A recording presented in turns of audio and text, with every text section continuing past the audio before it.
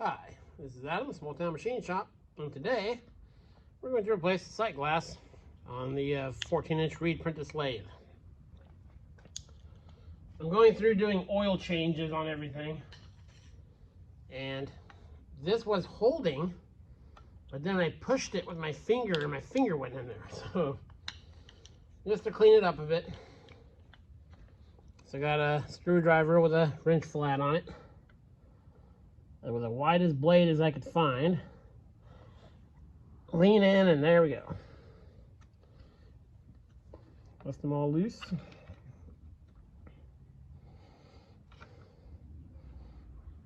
There we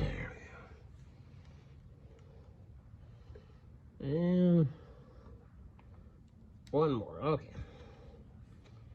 So now, I drained the oil to beneath this. There shouldn't be anything in here. And I'll clean this bezel up and everything best I can. It looks like it's just old oil or something. Okay, now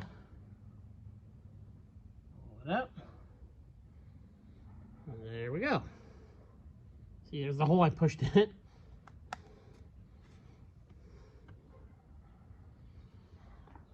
Then we'll clean it up so you can see the full and the low marks.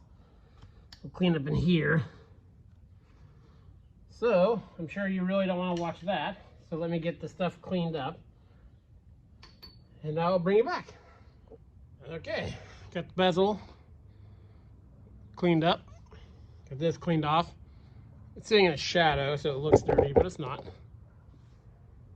Now I have this spiffy little tool for making sight glasses. I turned up a whole bunch of them. They come with this, the protective paper over them, but that's clear. And it also makes the gaskets. Now this didn't have a gasket on it before. I'm gonna put one on it. When you want the gasket, here's the new plexiglass. So stick it on here. Try and get it as least dirty on the inside as possible. The outside I can wipe off. The inside be a little bit more difficult. I'll get an upper screw started in it here.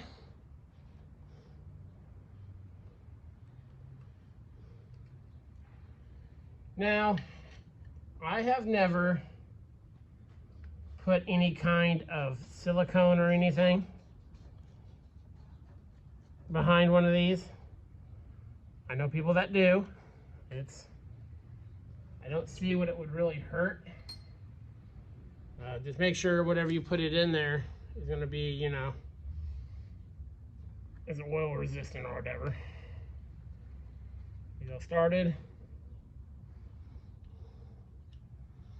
But I've never found it necessary.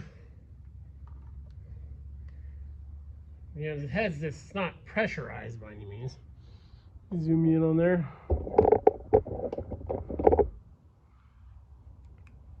Let's take it down nice and even. I'm going to go ahead and replace every sight glass on this machine. I'm not going to film the rest of them because it's the exact same process. Let's give one quick little snug.